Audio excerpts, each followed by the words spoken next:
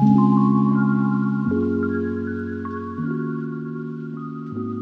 everyone, welcome back to another week on the Brush by Brandy YouTube channel. This week we're working on this piece right here, and I picked this one up because it's made by Kent Coffey, which makes beautiful furniture. And I don't put too much weight into the maker of a piece, but there are a few brands that just stick out. I love Drexel, I love Kent Coffey, just beautiful, high quality. Every time I get my hands on them, they're always nice to work on. So right now it's just coated in some primer, but this one is getting a white and gray finish. This is going to be for a little girl's nursery, and we're going with a bee theme, which I think will be really cute. I have some polyonlay appliques we're going to add to this that's got some honeycomb and some bees in it. It's got a special treatment on the side that we're going to do, and a beautiful paint finish. So there's a lot of techniques in this one that I think you guys are going to love. I always try to give you the techniques so that you can pick out the pieces that you like and apply them elsewhere as you want to. Even if you choose to not follow this exact same steps all the way through, that you can pick pieces that you like and apply them elsewhere. And I think there's going to be a lot here for you guys to see. So stick around, let's get started. Here's where I started on this piece. The original finish had really yellowed with time, but it did have some gorgeous hardware on it. I started off by taking that hardware off, giving it a really good cleaning, and then I coated it in some spray primer. I usually brush my primers on, but when I'm in a crunch for time, I will pull out a can of spray primer. And this is my favorite spray primer to use. This is 123 primer from Rust-Oleum. It gives really good coverage in one coat, although I usually do 2 coats. It comes in white and gray, and this is the one I'll usually choose when I'm spraying. Once I had my entire piece coated in primer, I'm going to add this accent up the side of my piece. And this is a stencil from Royal Design Stencils. It's called Bee Trellis. And I'm just using a little bit of hardware store joint compound, and I'm applying it with a plastic scraper blade. I'm going to fill in all the areas of my stencil, and I try to go over each section as few times as possible because I want to keep this from bleeding under my stencil so I get nice, crisp, clean lines. This joint compound is going to create a lightly textured stencil, and when I put paint over this, it's a very subtle detail, but it's going to tie in with the bee theme of this piece. Once I've gone over the entire area with my joint compound, I can go ahead and pull this stencil away. I did tend to do about 2 placements with the stencil, and then I needed to clean it and remove any excess joint compound.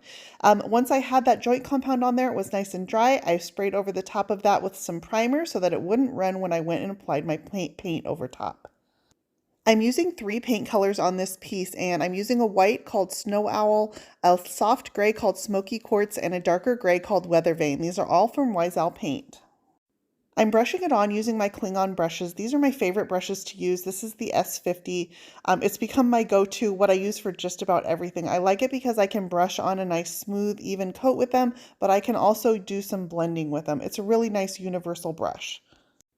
I started out by brushing on a coat of that Snow Owl in the middle. You can't really tell because it doesn't differentiate from my white primer quite a bit, but there is some white Snow Owl in the center. And now I'm brushing on a border in that Smoky Quartz, and then I'm going to start working these 2 colors together.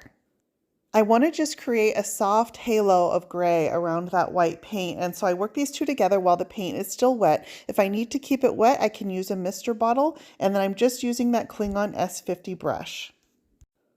When I'm blending, I use a brush for each color and then a dry neutral brush in the areas that I'm working them together. If any of my brushes get too muddy, I can always pull another one out of my stockpile as well. When I'm blending, I'm going to use vertical and horizontal brush strokes. I brush in every which direction to start working those paint colors together. I really want that line between the 2 colors to become invisible. I don't spend quite as much time on my first coat. This is just my base coat. I want to get my basic color layout decided, but I am going to perfect these blends on my second coat. So let's go ahead and repeat the same process on my second coat. I started out by brushing on my same coat of that white in the center. This again is Wise Owl Paint and Snow Owl. I do use a little bit more water on this second coat, and that's because I actually just want a really thin layer of paint. I already have most of my coverage from my base coat, and then it also helps the brush to glide over that base coat of the chalky paint finish, which tends to make the brush stick a little bit more. Once my white is on, I'm going to brush a coat of that Smoky Quartz around the outside edges. I did also use a 3rd color called Weathervane, but that's only down on the dark legs. You can see how those are a little bit darker than the body of the piece. So this is just really a basic 2-color blend, and usually when I do blending I use 3 colors, but I'm just using 2 on this one, and that was enough. And then I'm going to add a little bit of shading with waxes. We'll do that later in the video. With my two colors on, I just start working them together with that brush. And this is my Klingon S50 brush again. I'm just going to work them together until I don't see any transition between the two colors. While I'm working on this, you can see that lightly textured bee trellis stencil underneath my paint finish, and it's the gorgeous subtle detail to these sides that's going to tie in with the front. Most of the detail on these pieces is going on the front. I didn't want to make them too busy by carrying that around to the sides, so I just did this subtle detail on the sides. You can see how my brush strokes are going every which direction, and that's because I want to kind of lose the brush strokes in this, and I'm using a really soft, light hand. That tends to be one of the hardest things for me to teach. If you're a heavy-handed painter, blending really likes a nice, soft hand. This is a lot of overworking the paint. You can see how many brush strokes goes into this process, and so I need to make sure my base coat is nice and dry. I usually let that dry for at least 24 hours before I come back and do this second coat. Here is my furniture piece with 2 coats of paint over the entire body. It's time to start adding some accents. The first thing I'm going to do is add some shading in wax, and I'm going to do this first so that any accents that I add over top already have this wax underneath. I'm using Sloan wax. This is my favorite wax for shading. It's a nice firm wax that stays in place exactly where I want it, and I am doing this over raw paint. If you feel a little nervous about doing this over raw paint, you can add a coat of clear varnish over the top, and that will protect your paint so that you can play with waxes and they're easily removed. But I do like how the wax goes on over raw paint, so I usually don't seal. The key to accenting with waxes is I'm using very, very little wax. And actually my can of wax is a little bit old and it's a little bit hardened. So when I dip into it, I don't pick up very much wax at all. I'm going to add the same wax accents up the sides of the piece as well. And I just do this using a variety of natural bristle artist brushes. I use a slightly larger one on the front and I'm using a slightly skinnier one on the side where I want to get into these deep crevices. This is a great shot right here where you can see that bee trellis stencil and the soft blend of the paint and then adding just that little bit of wax accents. I love this combination. On the sides, I just did in those deep crevices to kind of frame out my piece, and then I smudged it out a little bit into the body. Once my black wax accents were complete, I wanted to bring out that bee trellis stencil just a little bit on the sides. And so I placed my stencil back over the top, and I'm going to add a little bit of silver gilding wax. So I just brushed it on with an artist brush, just a very, very thin coat over the top of those bees. It's going to pick up the texture of the stencil and just add a little bit of shimmer in the sunlight. This tall dresser is actually part of a set, so I was working on multiple pieces doing the same steps at the same time. I find this the easiest way to get through sets. I try to do them all at the same time so that I can keep my hand consistent and all the pieces come out looking consistently when I'm done. In total, there will be 5 pieces in this set, but because of my workspace space limitations, I worked on 3 at one time, and then I'm going to pull out the last 2 and I'll do those together as well. The last 2 pieces I'm going to do in this set is going to be a bookcase and then a changing table. You can catch the nightstand finishes, also available up now on my YouTube channel. I'll link those 2 videos in the description for this post. So once I go over the entire thing with that silver gilding wax, I pull away the stencil and you can see how it just brought that detail out a little bit more and it tied in with the soft gray around the outside edges. Next, we're going to add some polyonlay over the top of this, and polyonlay are really thin laser cut wood accents that I can add over my piece. Because this has a bumblebee theme, I of course chose some bumblebees and some honeycomb. I'm going to paint up my bees using the same colors of paint that I used on the body.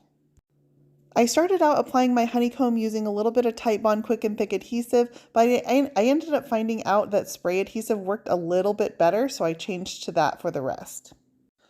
Once my polyonlay pieces are painted up and that's nice and dry, I apply my adhesive over the back of it. I want to make sure that I get it out onto all those fine little edges so these are well adhered, and then I can go ahead and place it onto my furniture piece.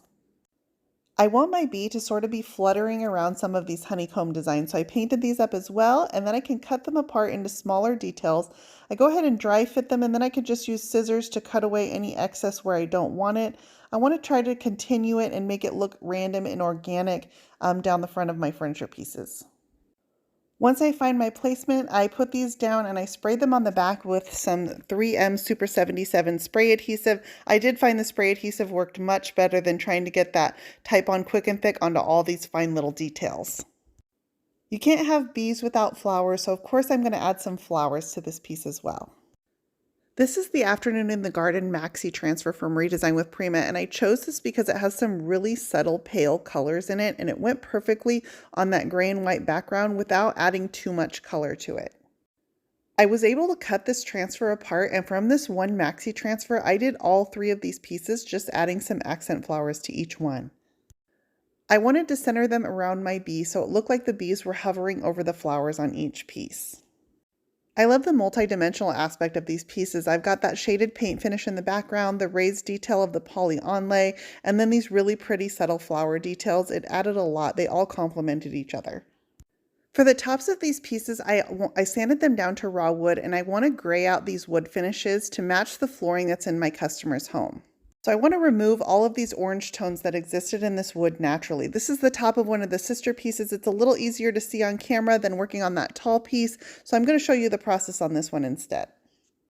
I brush on a coat of my Weatherwood accelerator from Varathane, and then I'm just going to accelerate the process using a heat gun here. I don't normally do this, but I want to be able to show you on camera how this works. It's going to gray the wood naturally, and it starts erasing some of those orange tones that exist in the wood. I did do multiple coats of this to be able to get the grayed out finish that I wanted on these pieces. Here's the front of this piece with all the details done. You can see that little bee hovering around the flower, and now with everything finished, it's time to get some clear coat on this. I did spray these using Wisal matte varnish. I'm applying this using a paint sprayer. I went ahead and did 2 coats over the entire body. My clear coat is my final step, so these pieces are complete. I went ahead and reapplied my original hardware. I just cleaned it up using a little bit of vinegar and water and a wire brush, and I left the original finish because it was so pretty, the subtle gold against the backdrop of the grays. I staged this one using some simple white and gray art and then a little bit of gold accents in my details to tie in the colors in those flowers.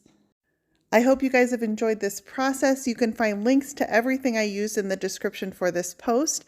As always, you can find more Brush by Brandy on Facebook, Instagram, Pinterest, and YouTube, and on my website at brushbybrandy.com.